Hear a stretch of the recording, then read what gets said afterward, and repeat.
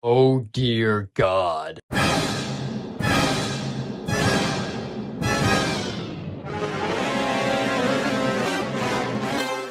Yes, you heard me right. This is a real thing that happened, and you're gonna learn about it. But before we can do that, we need to start with some context. So you see, our story starts in America, funnily enough, near the 1920s, when the stock market crashed, which caused economic downturn. And then banks wouldn't lend anyone any money, which means more economic downturn. Which means that everybody stopped buying stuff, which led to more economic downturn. And hey, what if all the crops in the Great Plains were destroyed in a giant drought and then engulfed in a dust storm? That's right! More economic downturn! And to try and combat this, then America started putting tariffs on foreign countries, which made the economic downturn go globally, and the Earth became very depressed. That's why it's called the Great Depression. One nation that was severely hit by all the economic downturn was Australia. For you see, Australia relied heavily on their export industries, which because of the fact that no one was buying due to, you guessed it, economic downturn, it was not going well for Australia, to say in the least. And to make things worse, Australia had just introduced its new currency, which picked on the gold standard by the British pound. But then the UK started messing with its own take on the gold standard. So the whole point that I'm trying to make here is things weren't good, and the people that were suffering the most was Australia's farmers. For you see, after the First World War, Australia gave their returning veterans a lot of land in Western Australia. But you see, unfortunately for the Australians, that is emu territory. That's right, we're finally getting to the emu stuff. This is what you've been waiting for, I know it is. So, yeah, the emus kinda broke down the fences and ran into the farms, eating all of their wheat, and then all of the rabbits, that's right, rabbits, came in and ate what's left, leaving the farmers with absolutely nothing! So, for those of you who don't know, emus are a bird native to Australia that are around 6 feet in height, weigh approximately 120 pounds, and can run at 40 miles per hour, which make these things pretty powerful. Against the average Australian fence, that is. So an army of 20,000 emus absolutely destroying the crops of the already struggling farmers thanks to the economic downturn was not very good, to say in the least. The farmers were the most unhappy about this, and they decided to go to the government. Now, instead of going to the Minister of Agriculture, as most would think, they said, "No, this is a job for the military!" So they went to the Minister of Defense, Sir George Pierce. Look at him. That's a nice mustache. And surprisingly, he said yes! So Australia was to go to war with the emus in 1932. Now we're really at the part that you all are here for, so why don't I introduce it properly? On the most sensational, inspirational, celebrational, emotional, this is what we call the Emu War! So the army began their plan of going to war with the emus, but first they had the farmers sign a little contract that said, you are financially liable for all of this, and also, if this plan, that is indeed very stupid, turns out to be indeed very stupid, it's all your fault. And they said, yeah, okay. And also to justify this to the rest of the government, Sir George Pierce said that it would be, quote, great target practice for our boys, as well as saying that the government took action against the emu menace. And they also sent a film crew out there to film some good old propaganda. And now the battle had begun, so they sent out General G.P.W. Meredith and his men out into the wheat fields of Australia to fight against the emus! When the men arrived, they were armed with 2 LMGs and found a flock of emus. Hold on. Yeah, I just found out actually that a flock of emus is actually called a mob of emus, so that's even funnier. Mobster emus. Anyways, so Meredith and his men found a mob of emus, and they began to open fire on them. These emus then split up into smaller mobs, eventually completely running away from them, and quote from Meredith himself, he said that they were only able to kill a number of birds. So, yeah, round 1 here goes to the emus. Now, before we continue on to the next battle, you might be thinking to yourself, well, they hit a couple of emus, so shouldn't they be dead? Well, no. For you see, emus have very small skeletal structures compared to their vast amount of feathers on them, and even smaller amount of muscle. So that means that the mass of them is mostly feathers, so they weren't even hurting the birds. And besides, even if they were able to actually hit the bird itself, it probably wouldn't do much because it can still run away and avoid being properly killed. Meredith himself said that if they had an army division completely made up of emus, he said, quote, it could take any army in the world, comparing these poultry to tanks.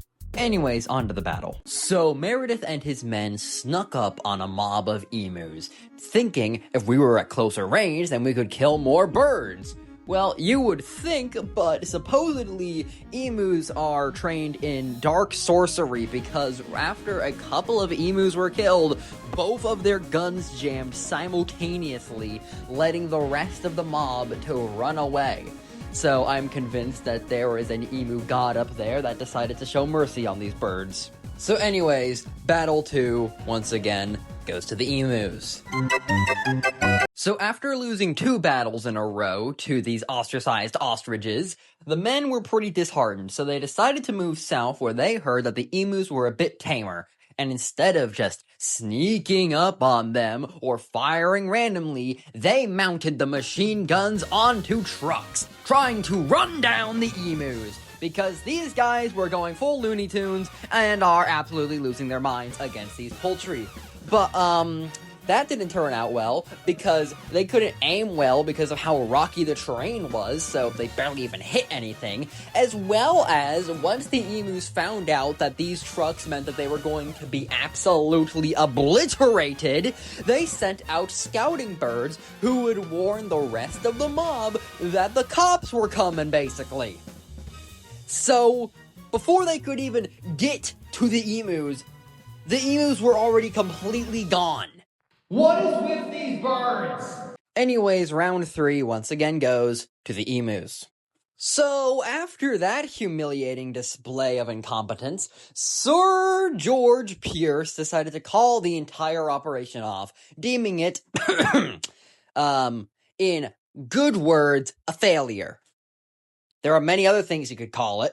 But you see, 4 days later, the farmers came back still saying the emus are eating our crops still. So, George was like, okay, yeah, this time we'll do it with government funding. You'll be fine, guys, don't worry. And they sent the army back out there for an entire month this time. But you see, surprisingly, Meredith and his men started to figure out the emu's guerrilla tactics, and reports show that they were killing around 300 emus per week, which is honestly pretty surprising with the last display we saw from them. So after a month of fighting these man-sized poultries, and many blood, sweat, and tears being shed, they were able to kill 1,000 emus! Out of the entire population of 20,000 emus! So there are currently now 19,000 emus still out there. Great. And if we pull out a calculator here, let's do some math, folks. I know, it's real scary. It's okay. It's okay. They can't hurt you. But we're gonna do some quick math. It's easy, trust me. So anyways, so there were 1,000 emus, and it took approximately 10 rounds of ammunition to kill a singular emu from the confirmed kills we got. So we're being generous. 10 times 1,000. That is 10,000 rounds of ammunition that they have wasted on only 1,000 birds. So yeah, in summary, the emus won the Great Emu War of 1932, and yeah, the government solution was basically just to build a giant fence around the farms that really didn't do much. It just kept a bit more emus away. It was just a tiny bit more sturdy opposed to the fence they had originally. Then they set out a bounty system, which showed some success. Honestly, more emus killed in 3 years with the bounty system than the entire war, but still wasn't doing much. But I feel like we should take a moment and salute the brave, brave men who went out and risked their lives for their family. These brave, brave emus who sacrificed everything to fight against the invading Australians. Let us salute these war heroes.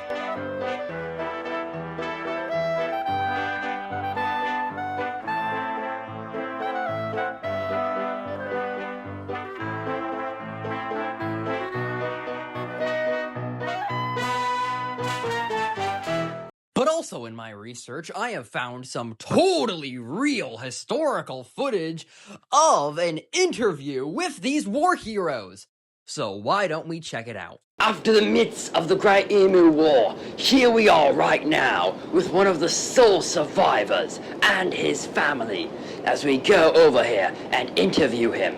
Yes, hello good sir, would you mind telling me what it's like fighting in the Great Emu War? Yes, is that so? I see.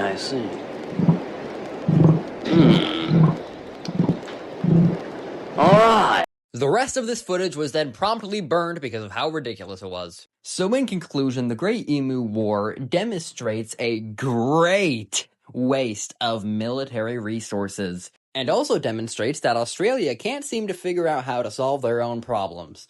I mean, these guys play knifey-spoony for Pete's sake.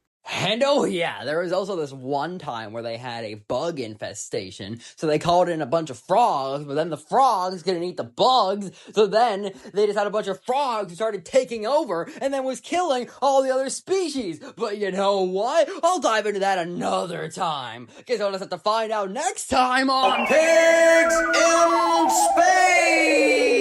Space! But you know, that must have sucked for the Australians.